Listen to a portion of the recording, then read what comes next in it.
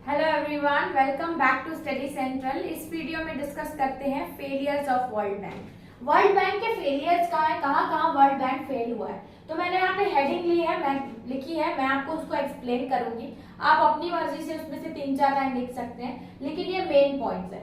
पहला आता है लिमिटेशन, यानी कि फेलियर ऑफ वर्ल्ड बैंक। वो ये है लिमिटेशंस ऑफ फाइनेंशियल रिसोर्सेज, यानी कि इतनी सारी वर्ल्ड की कंट्रीज की फाइनेंशियल रिक्वायरमेंट को मीट करने के लिए वर्ल्ड बैंक के पास उतना पैसा नहीं है, तो वो हर किसी को फाइनेंस नहीं कर पाती है। तो ये एक फेलियर बन जाता है कि लिमिटेशन ऑफ फाइनेंशियल रिसोर्सेज, तो उसके पास ज्यादा रिसोर्स नहीं है पैसा प्रोवाइड करने के। फिर आता है high rate of interest and commission.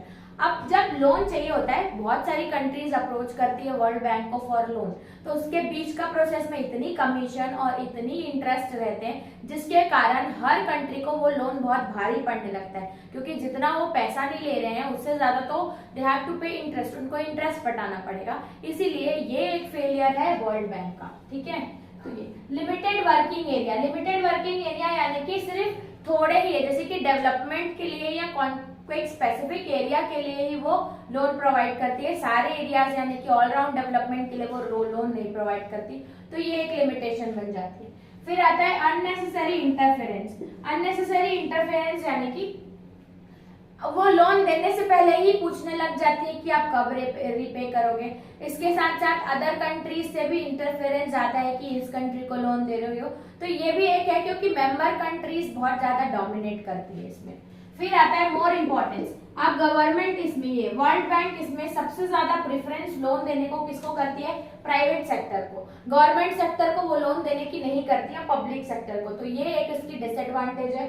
Strict rules of return of loan को रिटर्न करने से लेके इतने स्ट्रिक्ट रूल हैं, आप लोन लेने नहीं जाओगे उससे पहले आपको रिटर्न की बातें की जाएंगी, यानी कि आप रिटर्न कब करोगे, बहुत सारी पॉलिसीज एंड प्लान्स। तो ये एक डिसएडवांटेज बन जाता है कि स्ट्रिक्ट रूल्स है लोन को रिटर्न करने के।